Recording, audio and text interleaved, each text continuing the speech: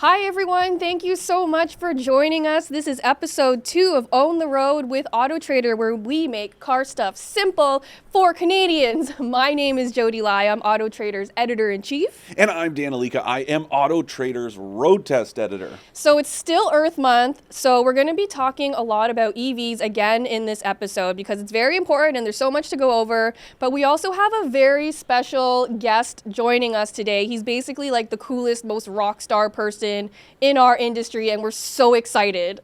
Well, guys, we are here with a very special guest, Ralph Gilles. He is the Chief Design Officer for Stellantis, the former Chrysler Corp, Fiat Chrysler. He's been around the industry for a while, and he's designed some pretty important cars, including the Chrysler 300. He's been Dodge in charge Viper. of the Viper, the SRT brand. Some of the most iconic vehicles of our generation, I would say. And he's Canadian.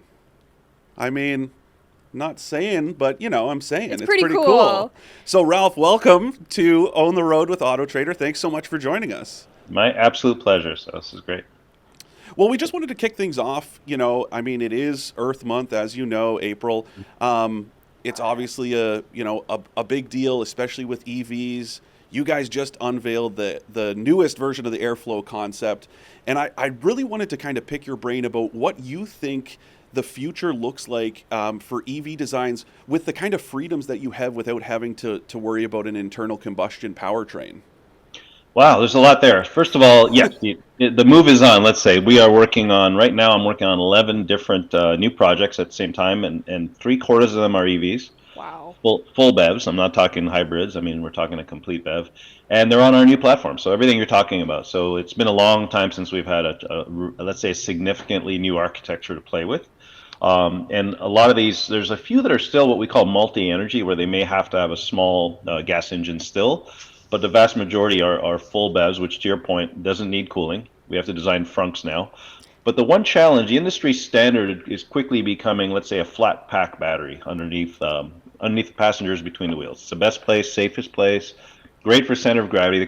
Mostly, if you haven't driven an EV, they have a freakishly good handling dynamics because they almost have a keel effect, right? So you have all that weight down at the bottom, but they are heavier, which governs the tires, believe it or not. So when you look at that, we tend to want to get the wheels kind of as large as we can, to the point where they compensate for the extra height. So most EVs, if you've noticed, they sit a little higher because the battery packs are about 100 millimeters tall. So that's where it all starts. After that, it's arrow, arrow, arrow, arrow, arrow. So because there's some calculation, every little bit of drag is like, my engineers come to me, he's like, Ralph, you're costing me 20 kilometers. I'm like, I am?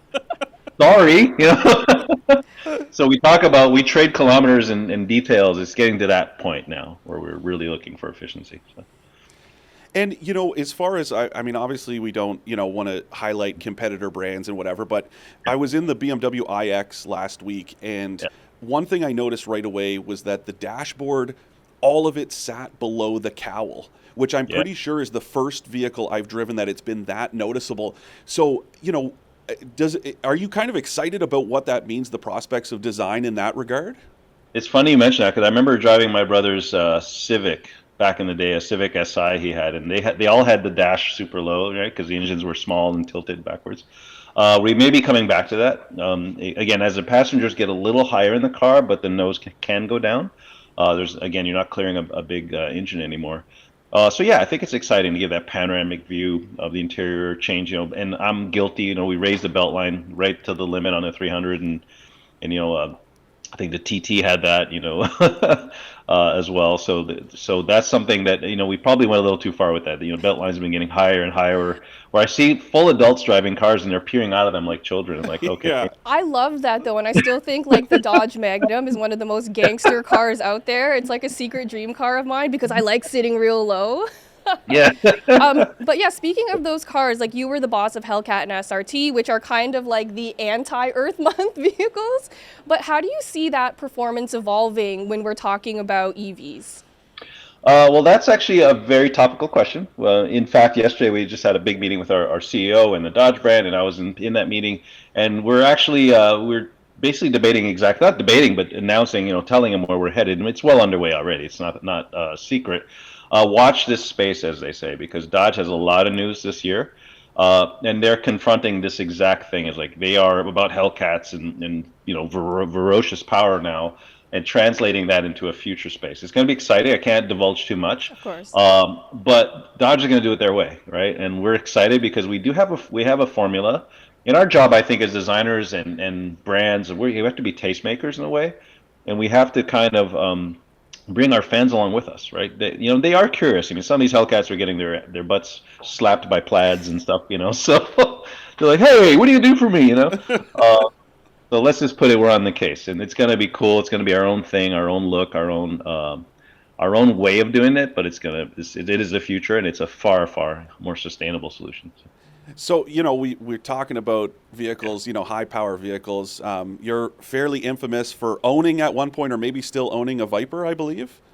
Yeah, couple. Yeah. So, I mean, in that kind of vein, like, what would you say, your kind of all-time favorite car that both you've owned and just generally speaking would be?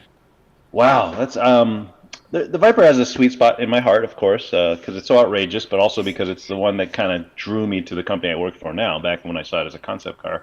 But I have an eclectic taste, So I recently got a Peugeot 205.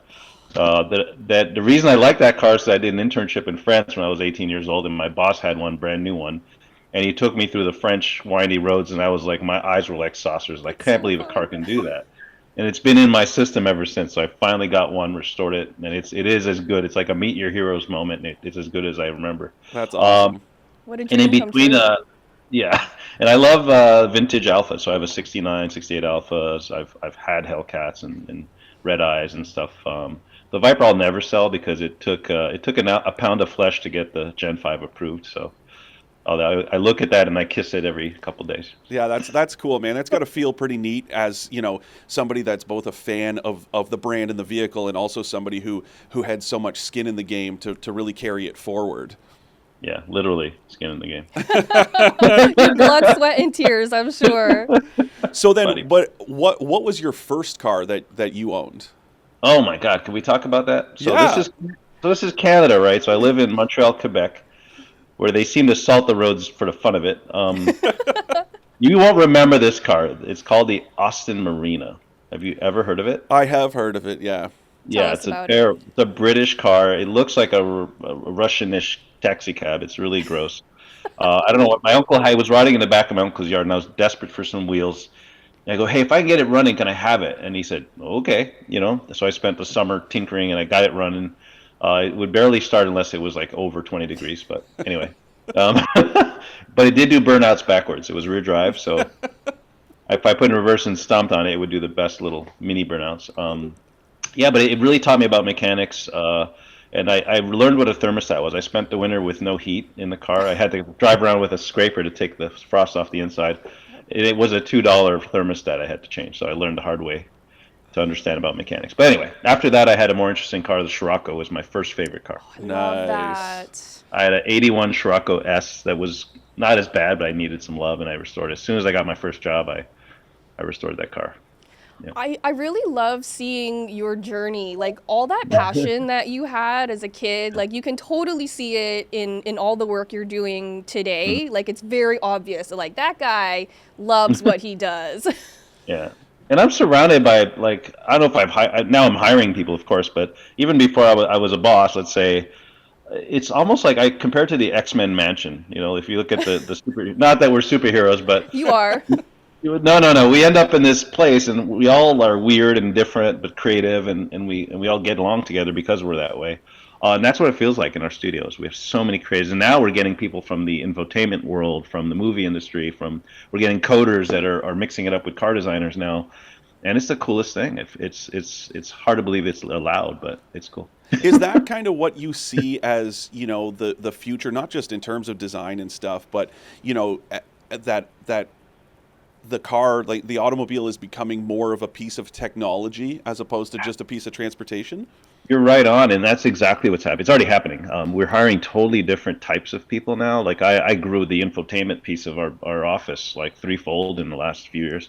And we're actually, even if you look at the Stellantis analyst calls, we call ourselves a tech company now.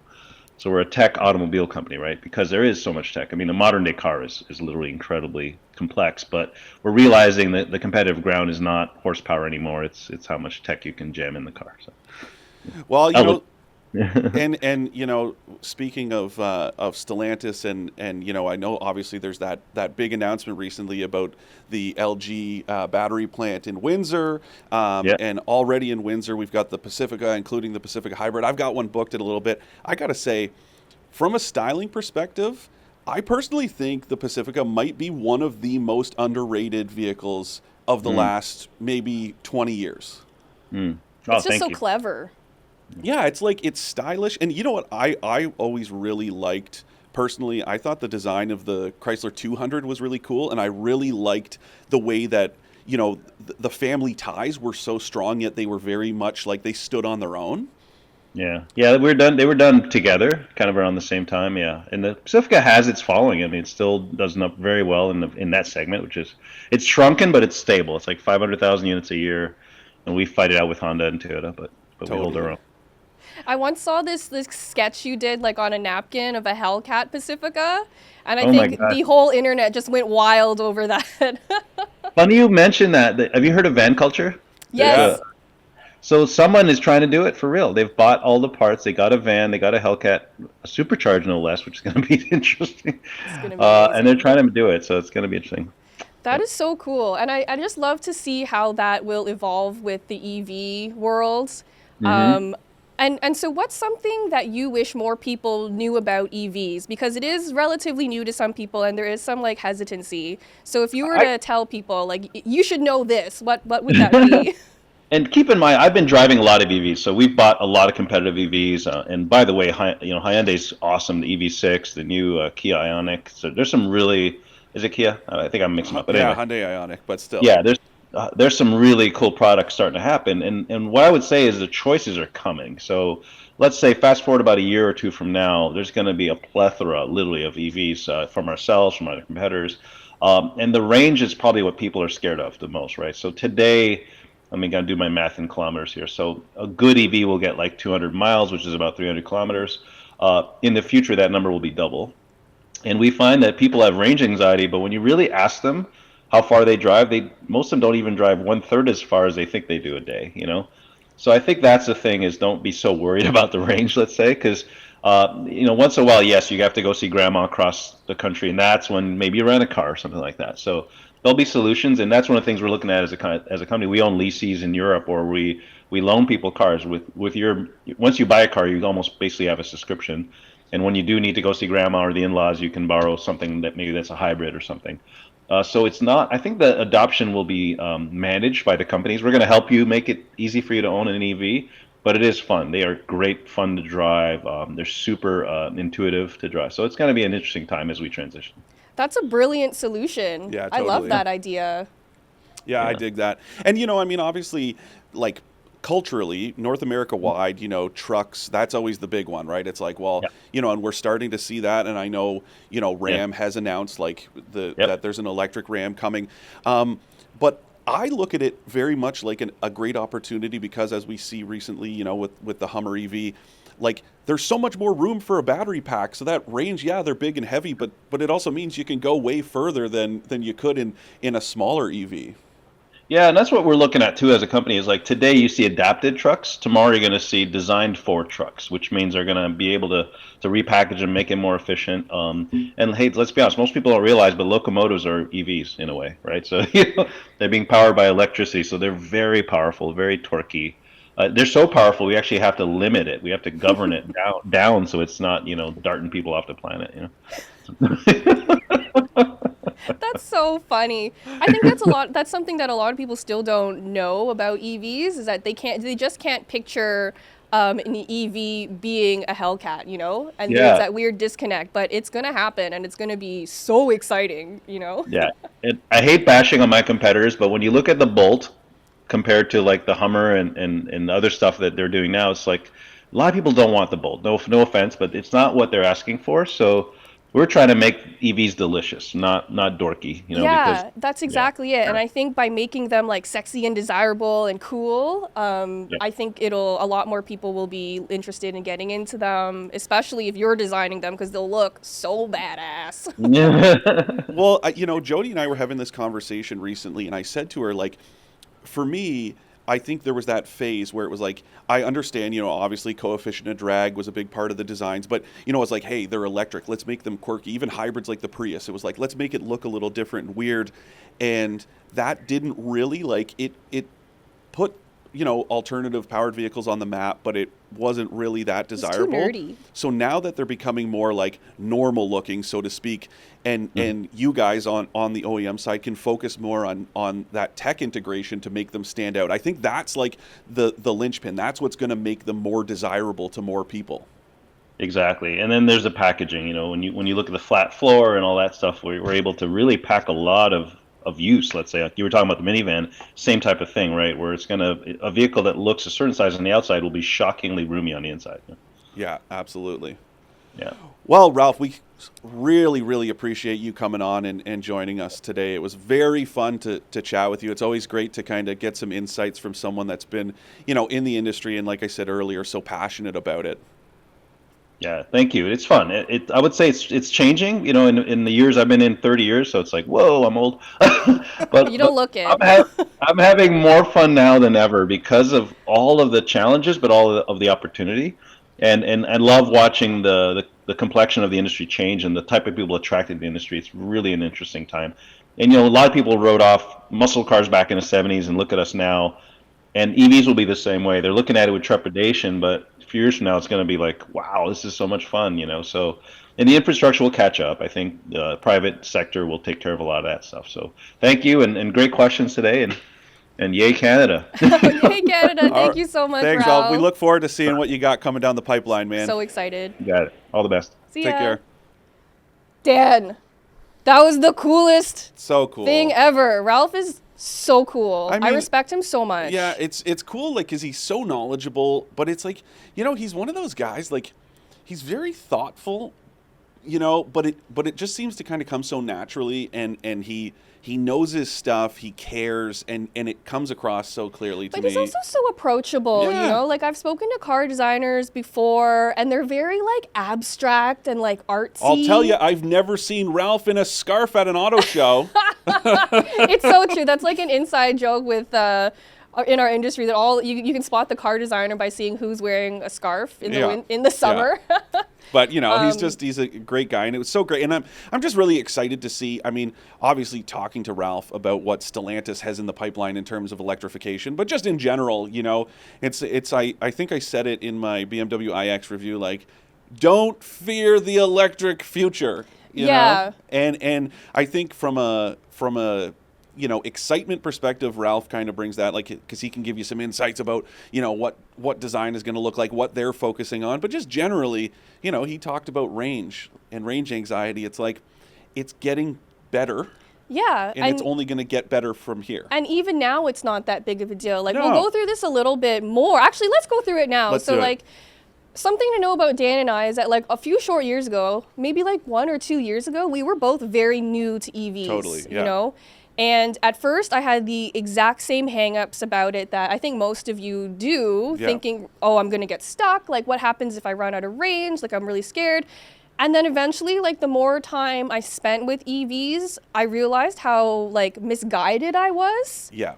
And just as an example, so, like, I was testing a Hyundai Kona EV. Mm-hmm. I did it for 2 months in the dead of winter, dead of our Canadian winter. It was in the middle of a polar vortex. And it was my first kind of like long-term experience living with an EV. As a condo dweller, I don't have access to like home charging, so I had to rely on the public charging infrastructure. And when I first got it, I was like so scared about range. I would be driving without the heat on. I'd be like really scared. And then I realized how silly that was, because all that suffering, like chattering in the cold, was not worth it, because there was so much range. Like that vehicle, that EV has like 420 kilometers of range. And even in the dead of winter, it was still giving me so much range. Yeah, it's it's always that fear the unknown thing, right? It's like back when I tested the Hyundai Ioniq 5, which I really liked. Range wasn't great in the winter, but only compared to its official rating, and that's what had me stressed out. So remember, I had the day off, and I went to all those breweries, and I was kind of like just to that point where it was just a road trip to collect some beer throughout some great spots in southwestern Ontario, and I was just at that point where I was like, man, this is a little bit stressful, but it's only because even now, after all this experience, I do sympathize. I understand why, because I've been there, and I don't, just like you, I don't have access to home charging. But last week I was in that BMW iX. It officially is good for right around 510 kilometers with the wheel size that I had. The lowest I ever saw the range on a full charge during my week was like 567 kilometers. I headed up to 630 kilometers of range. That's incredible. Like, that might be the most range I've seen in a production EV so far. And I had said that previously. If you guys watch, some of my reviews, and I talked about it, it's like, what is that kind of perfect number? I think, the closer obviously we get to 1,000 is going to be really comfortable for people, but 600 is a good number. But I mean, what gas-powered vehicle can drive 1,000 kilometers? No, totally. But it's like, Ralph being a Montreal guy, right? You want to make the drive from Yeah. Toronto to Montreal. Even if it's only, a couple times a year, it would still, it would feel nice. It would just be, to me, it's not, I think range anxiety, this is obviously speculation, and I'm not getting into, let's do this psychological analysis, but I think range anxiety is less to do with what you can actually do and more about the potential of what it can do. Yeah, that's totally true. And that's something I had like a hard realization when I was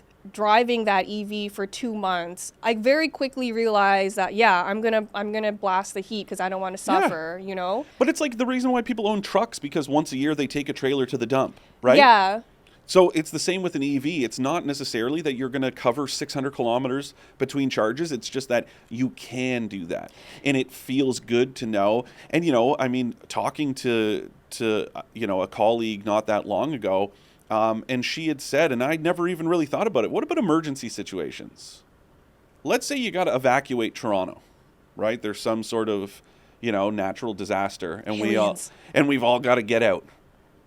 How far can you go with an electric vehicle?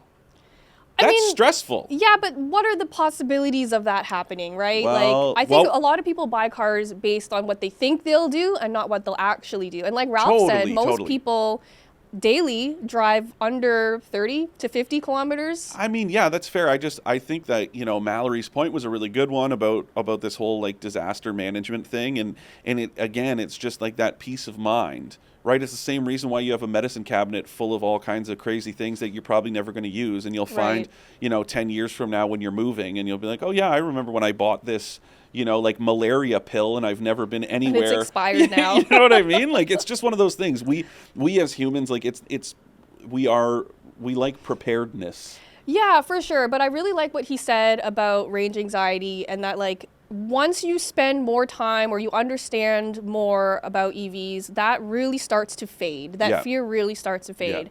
And, we all go through it. Yeah. And I think that I would, back up what Ralph said by saying, if you're scared of it, just take a real honest look about how you use your car, how much you drive. And like he said, in those rare instances where you might need to drive across the country, you have options, Totally. And I think there are going to be more options, like he said, services that are going to provide, kind of like a loaner vehicle to cover those longer trips. And I think, I met a guy last week when I was testing the iX. He owns a Tesla Model S. His wife owns a Tesla Model X, and he has a BMW 5 Series for those times that he needs to, go further. Like, that's obviously big budget stuff, but still. Even so, like when I took a Kia Soul EV on a road trip, and I bumped into a person driving the exact same electric Kia Soul at a public charging station. Mm-hmm. And he drives back and forth from BC to Kingston many times a year. Jeez. And so he does it solely on electric. Solely. I did it again. I never even realized that. But the cross-country electric charging network is good enough that he could confidently do that trip many, many times a year. Totally. But you know what else it requires that I don't think many of us have, especially during the pandemic? Patience. Because That's true, regardless, 10 to 80% now, in most EVs on a DC fast charger can be covered in about half an hour. Yeah.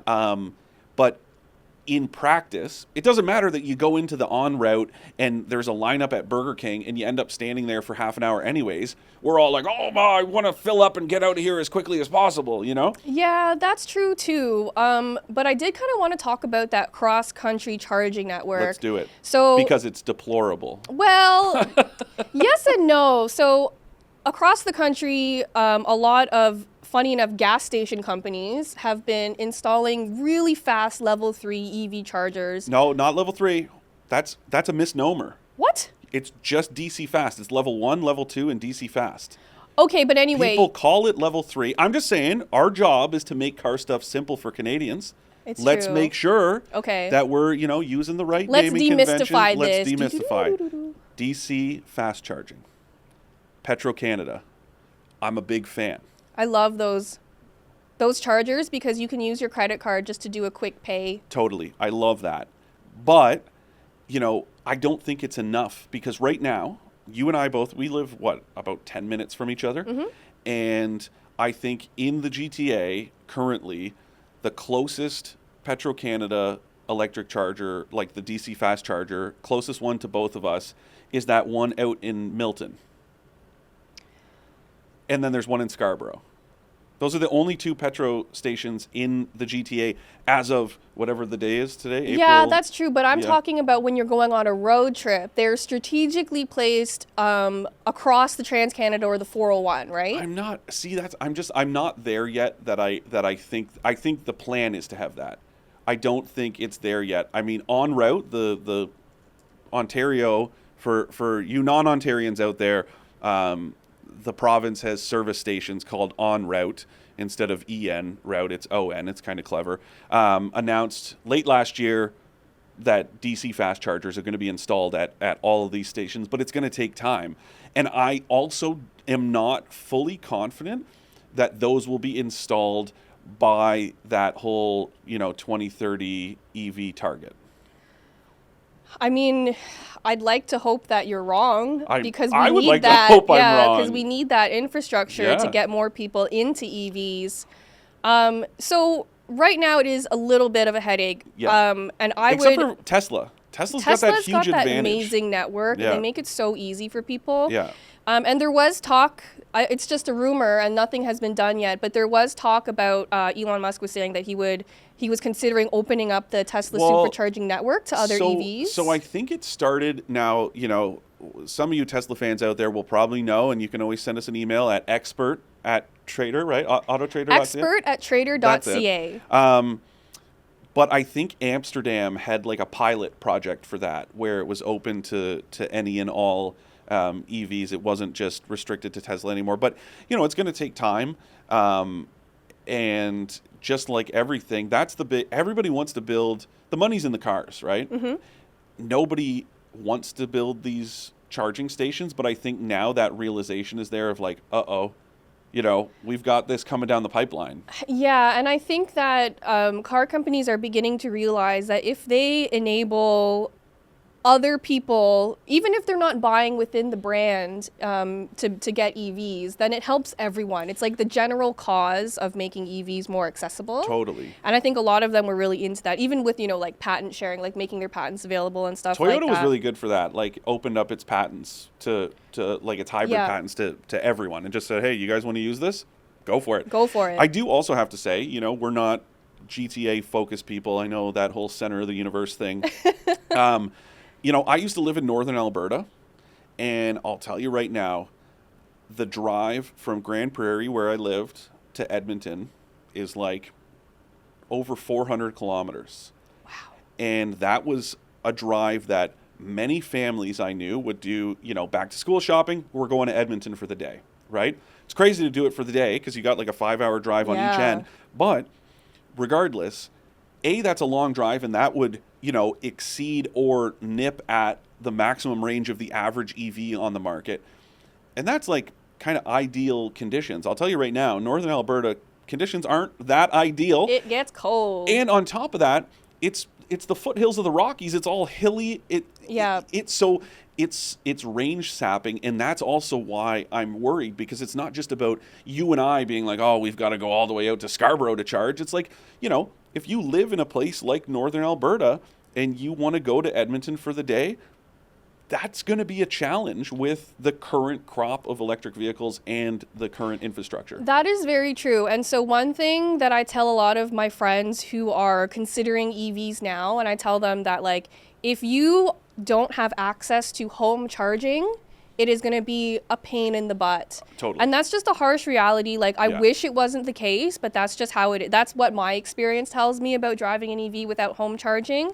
And so if you have access to a garage where you can install a charger, maybe get some government incentives to help with that cost. Yeah.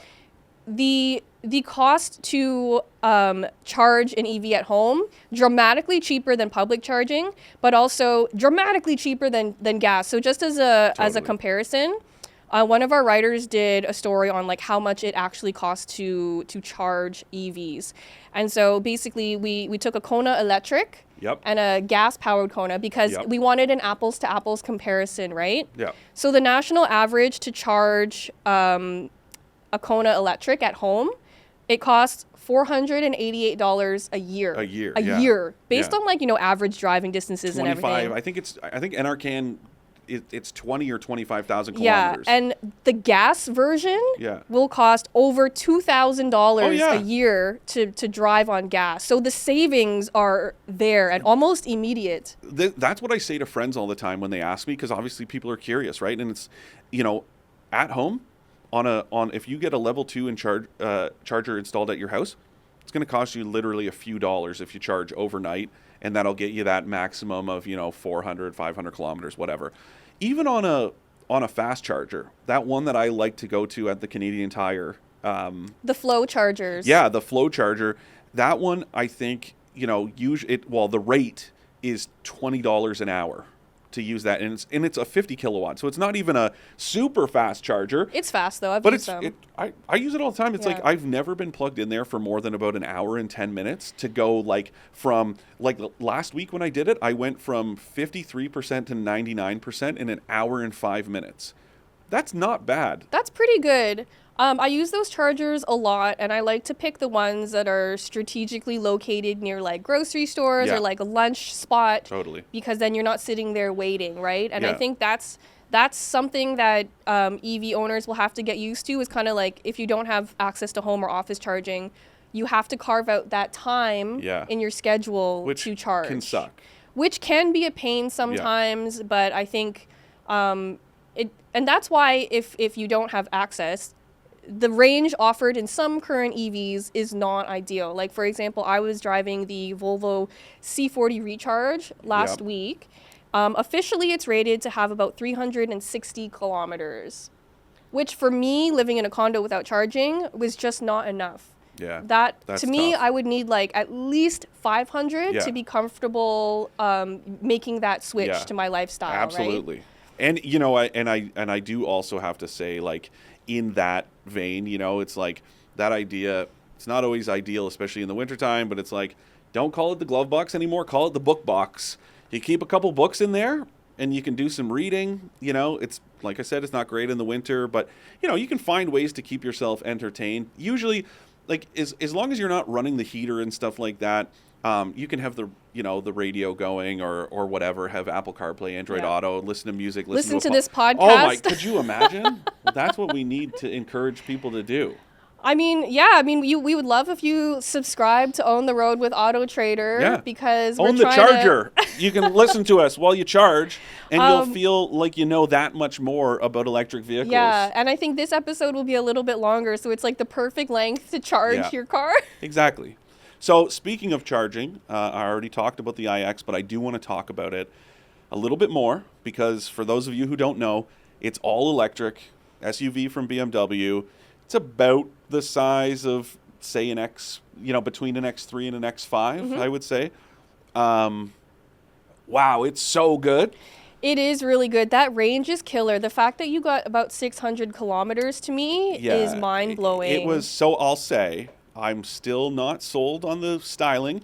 I mean, not many people are. It's got that Bette Midler from Hocus Pocus look. Those big buck teeth. teeth in the front. Yeah. But one thing I will say, and you and a friend, Brad, you guys both separately were like, hey, it kind of looks like a futuristic Honda Odyssey. And I'm like, what? How did you both come up with that at the same time? Because it must be true. So Yeah. it's the shape of it, but Totally. also there's in that rear 3/4 view, that like Floating fake roof look? floating roof Yeah. it reminds me a bit of a Honda Odyssey, but that's not a bad thing. No, and what I'll say is that at least with the grille, I would say it's a more cohesive design than other, bucktooth BMWs, including the 4 Series and the i4 and the X7 has that, But it's like I said, guys, go watch my iX review. But I said in that review, just in case you don't want to watch it, for whatever reason, I said it's like having that argument with somebody and they have a terrible idea and they keep doubling down on it. And you're like, you just want to tell them, like, drop it. That's what's going on with BMW. It's like, everybody's like, man, this grill is terrible. And they're like, bet. And then they just like, hold my beer. Here's a bigger one. Yeah. It's so, but overall, it's more cohesive. The interior is great. I love the interior. I know this is like a point of controversy for a lot of people, but this iX has these beautiful, like, faceted glass details inside, where they're like buttons to adjust the seat and stuff, and like the little controller for the infotainment is made out of this like beautiful glass, and it's like a little bit cold to the touch, and when the sun hits it just right, it like explodes rainbows. I think it's cool. very pretty, and it's stuff like that, these little fancy details that I think will help make EVs more desirable because it feels special and fancy. Even like in that iX, those glass controls, as well as that wood touch, responsive wood panel. How, like, the fact that exists, and everybody who saw that vehicle was like, wow, that's so cool that this is a wood panel that is touch responsive. And I think, again, that's what I said to Ralph is like, okay, the like over the top designs didn't really do it, but I think these like really crazy tech features are what is going to, because that's to me, at least right now, that's the target, right? Yeah, the people that are lining up for the next about. iPhone are the same ones who are like, let me get that EV, Yeah, because these details are so fun to talk about, to show people, right? Yeah. And on the opposite side of the spectrum, that C40 that I was driving last week, it was very plain inside. Yes. It's an EV that doesn't have a huge amount of range. The inside, let's say it costed about $70,000, the one I was driving. But the inside did not look very special. And then I did some more research, and I realized that Volvo used a lot of recycled plastics in its interior, which I think is so cool, because if you're committed to sustainability, it's not enough to make an EV. Like, you got to go the whole package, right? Totally. So they use a lot of, I think they counted, it's like 71 recycled plastic bottles in their interior, which is so cool.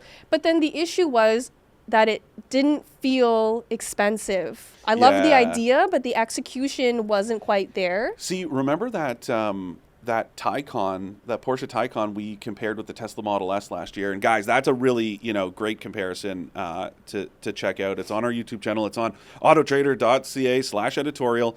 That had that all vegan blue interior. Right. And A, most people had no idea that it was vegan.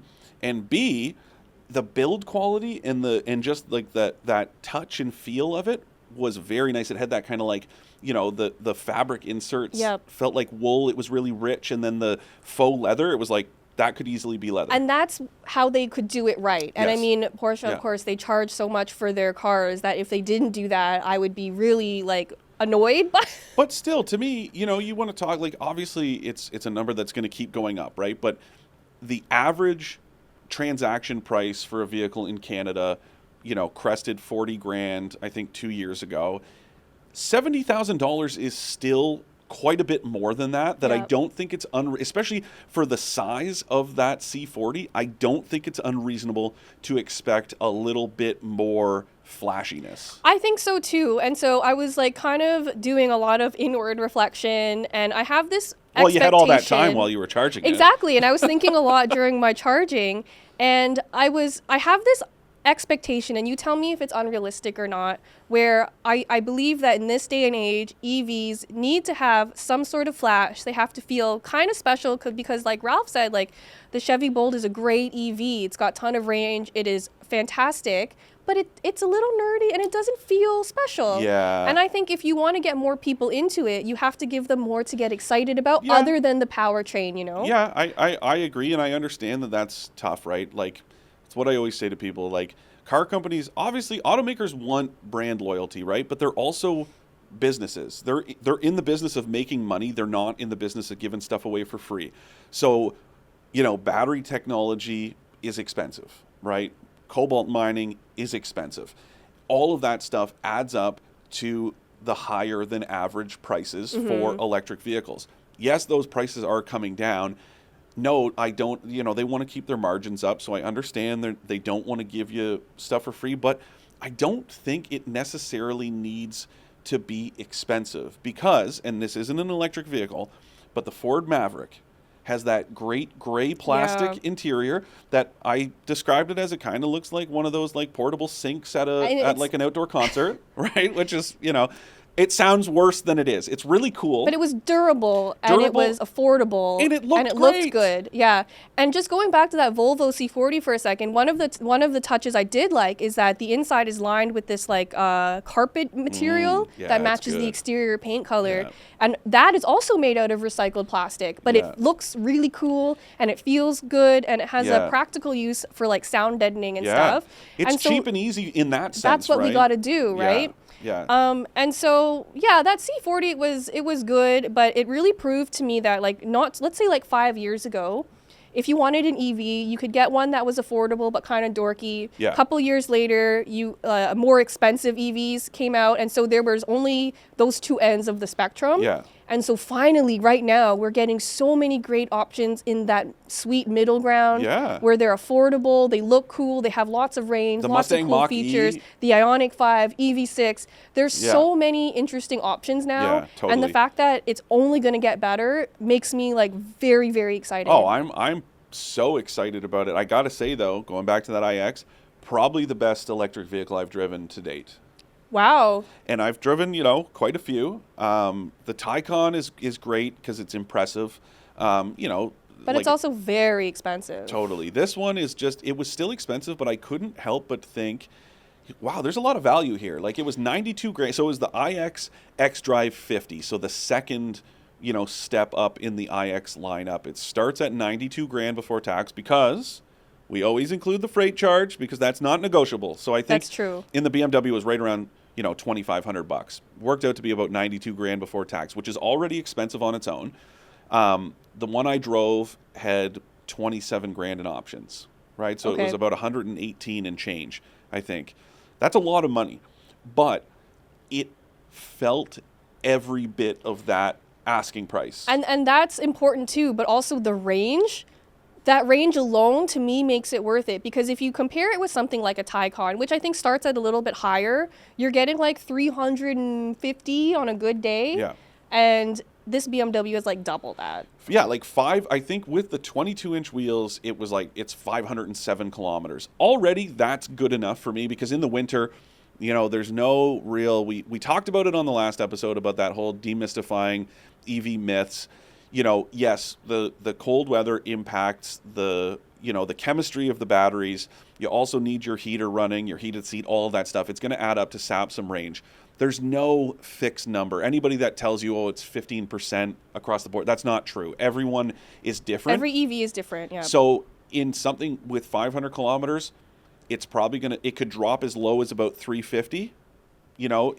Like that is in that kind of 350 to 400 in a deep cold winter. You could probably get with something that has a 500 kilometer rating in the rest of the year. That was let's similar say. to my experience with that Kona EV. So Yeah. officially it's rated for like 420.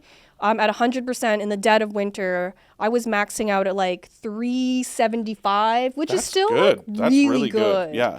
That's what I'm saying. It's like worst case scenario, the worst I've ever seen. It had lost about, 30% of Yeah. its range. And I think that's realistic to expect. Some people Yeah. report up to 50, which I don't I've really... never personally seen. I haven't experienced that myself, Yeah. but it's possible. Totally. And just to keep that in mind when you're shopping for EVs, that is that the range that they advertise it'll be different for everybody. It changes on tires, wheel size. There's so many different factors that affect range, exactly like they would in a gas-powered car. The way you absolutely. drive affects range, Yeah. like the weather. Yeah. And it's the same thing with EVs. So just to keep that in mind when you see range, to kind of keep those different factors in the back of your head. But I gotta say, I've still never been in an EV that I felt like the advertised range was like way off base. I think they're pretty accurate. Yeah. I've seen ones like this iX that have done better. I've never seen one outside of wintertime that's been like, That did oh way wow, that worse. seems like it was Yeah. overrated. It's actually interesting because in a lot of the EVs I drove, I ended up getting more range Yeah. than was advertised. I think that's smart, right? If you sandbag a bit as an automaker. Yeah, so they add in this little like element. It's like a lot of automakers give you conservative estimates for your range, right? Yeah. And a lot of EVs have the technology now where it will adjust its range estimates based on your driving history. Yeah. So when I picked up this Volvo C40, it was at like 65% charge. And so I did the math. I'm like, oh, that's not a lot of range. Yeah. But the more I drove it and the more it was learning how I drove, my range actually increased. See, it's the same principle that I apply when you ask me when I'm going to submit my reviews. Is I kind of, like I'll under promise and over deliver. And that strategy has been working for you because For you're years still working now. here? It's worked for years. I and haven't caught on yet. Automakers are doing the same thing. You say, when are you going to have that review done? I say Wednesday, I give it to you Tuesday. You're like, wow, that's awesome. Automakers go, oh yeah, this thing's good for 400 kilometers. You get 450 and you're like, wow, that's awesome. Yeah, and one other thing I really liked about that C40, so I'm going to talk about it a lot because I just drove it, is that they gave you a range estimate, but then also the best case scenario and a worst case scenario. And I think knowing that worst case scenario was really helpful to kind of battle any remaining range anxiety Yeah. that you would have, Yeah. because now if you had to rush home and you're flooring it at every stoplight, you'll still be able to make it, Yeah.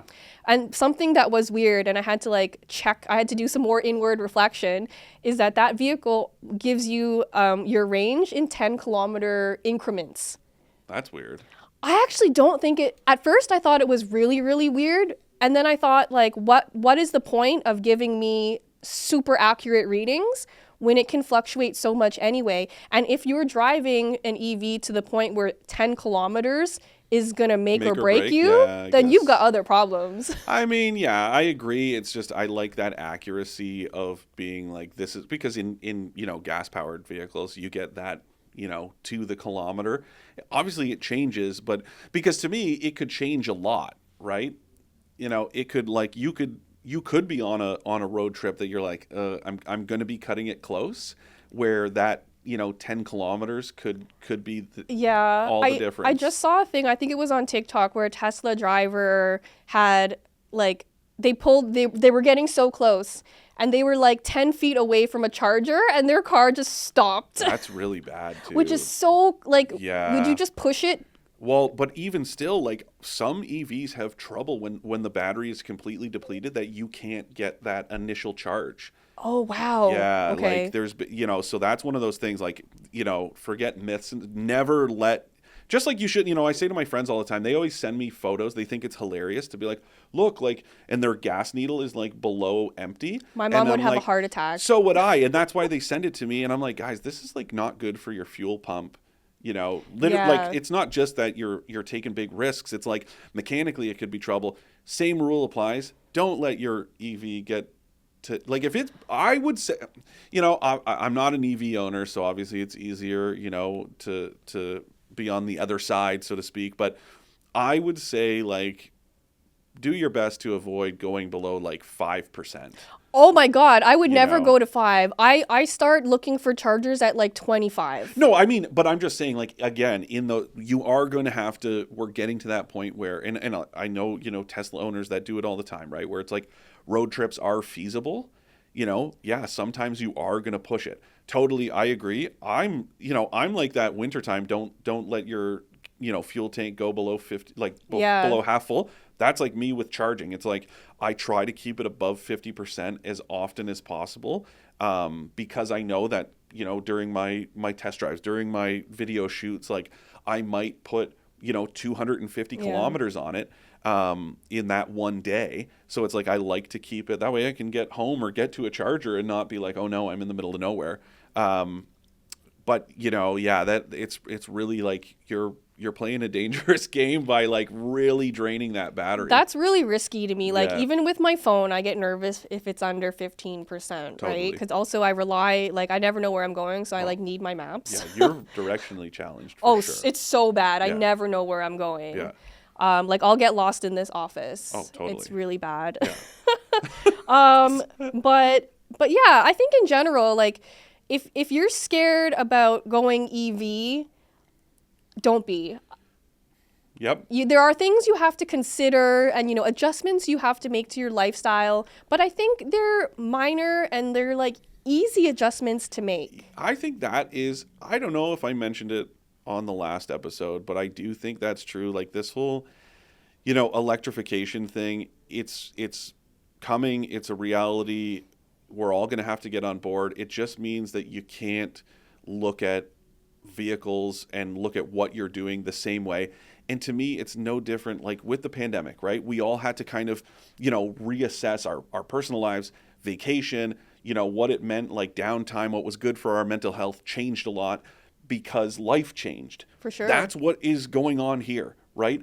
Electric vehicles are not the same as the gas-powered vehicles we grew up with. That's just a reality. So you're asking for something that's just like you're looking at it through the wrong lens. Yeah, and I think it's like it would be smart not to compare them head to head because it's not apples to apples, No. right? Like you will have to change things, but Yeah. I can assure you that like those adjustments are not super disruptive. Like No. it was very easy for me to adjust, even living in a condo, to driving an EV for 2 whole months. My parents live out in St. Catharines. I was making that trip back and forth. I was taking it all over the place. Yeah.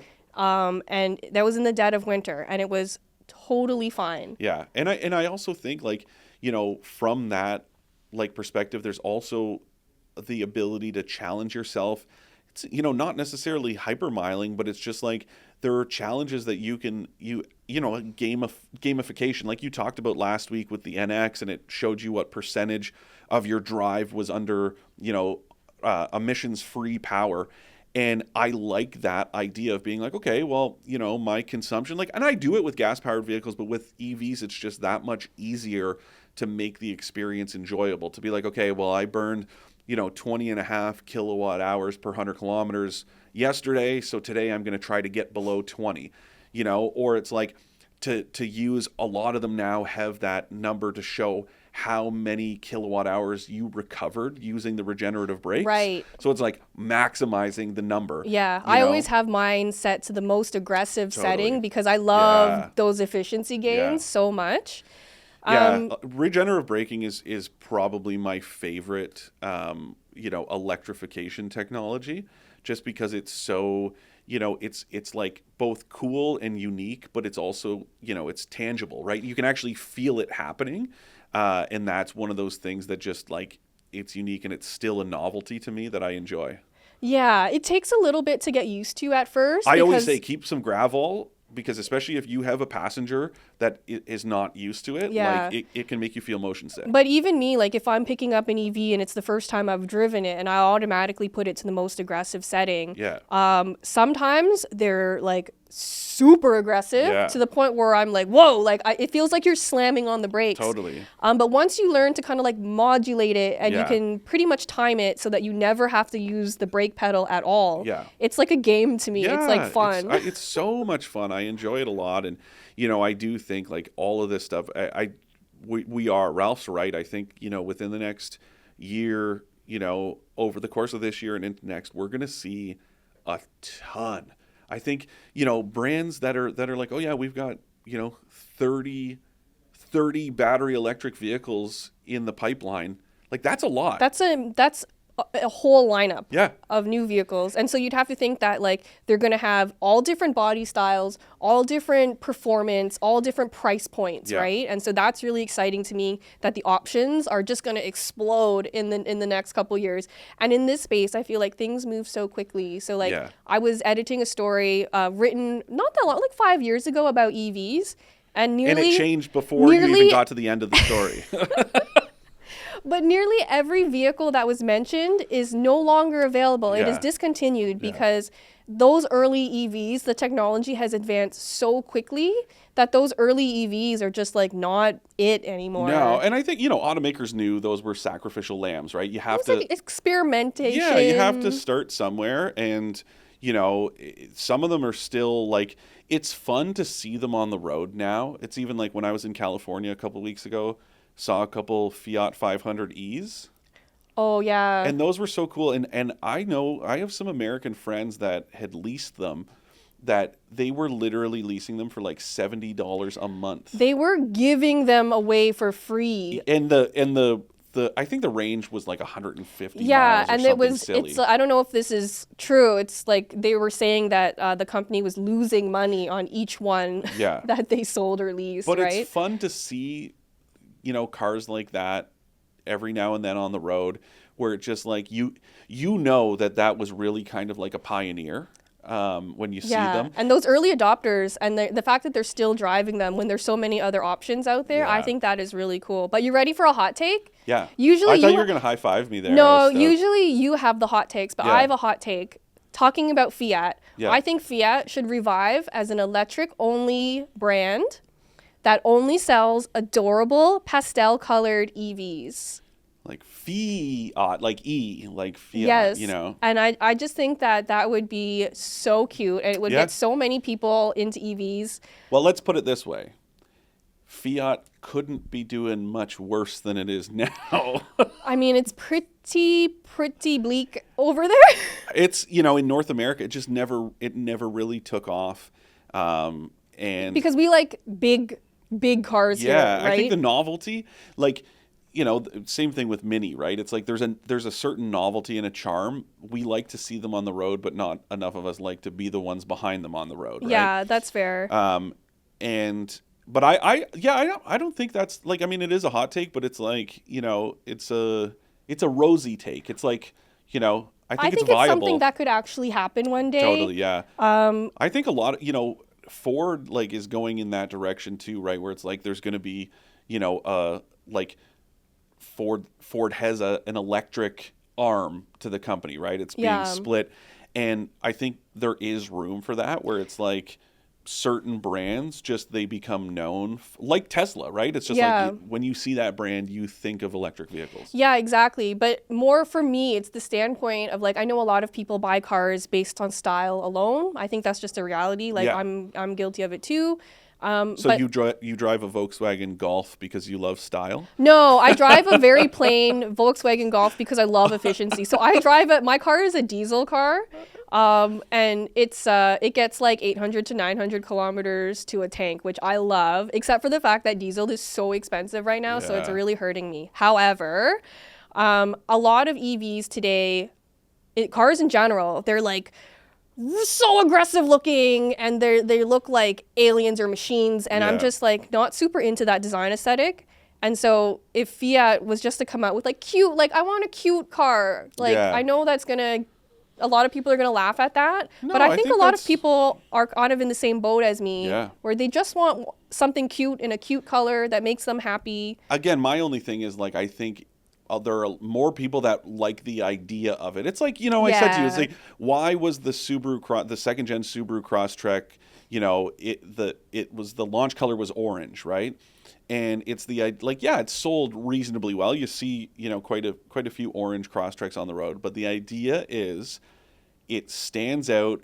It's something that people go, I like the way that looks. Now give me a silver one, right? Yeah, because And- it gets people's attention, but I think most people we know only buy like white or silver or black And cars. I think the same thing applies to like the Fiats, or, you know, remember when the Chevy Spark and the Chevy Sonic, all those cool colors, and it was awesome. And you see them and it's fun, and it's like you want to, you know, go up and like high five that person, Yeah. and like, you know, thank you for putting this on the road. But Yeah. there are less people in that position than people in like our position that it's like, that's really cool. Now like I'm getting into my golf and I'm leaving. And it's white. You know? Yeah, like it's so boring. But I'm in this, and hey, this isn't a knock on Jodi. I too drive a diesel Golf. Mine's a wagon, and it's silver.